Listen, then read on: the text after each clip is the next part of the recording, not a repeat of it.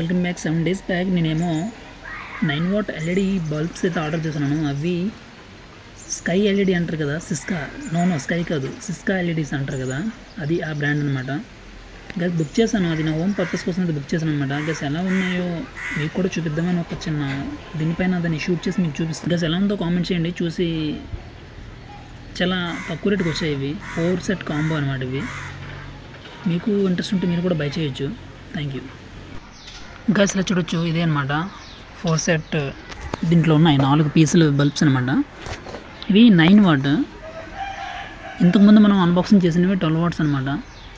ఇది సిస్కా ఎల్ఈడి అంటారు కదా, నేను ట్యూబ్ లైట్స్ అప్పుడెప్పుడో కొన్నాను రీసెంట్గా, 2022 అనుకుంటా. ఇప్పుడు ఈ బల్బ్స్ మళ్ళీ కొనడం ఇదే ఫస్ట్ సారి.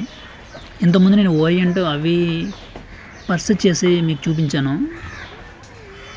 సింపుల్గా చేశాడు, పెద్ద బాక్సింగ్ కాదులే అనమాట. 4 చూడడానికి కొంచెం చీప్లా అనిపించాయి నాకైతే, అంతా అనిపించలేదు. కానీ 3 star, దీనికి 3 star రేటింగ్ ఇచ్చాడు మనకి. సిస్కా ఎల్ఈడి మీరు చూడొచ్చు, 9 watt ఎల్ఈడి బల్బ్ అని, ఐఎల్ఈడి అంట దీంట్లో యూజ్ చేసే ఎల్ఈడి. Super max DOB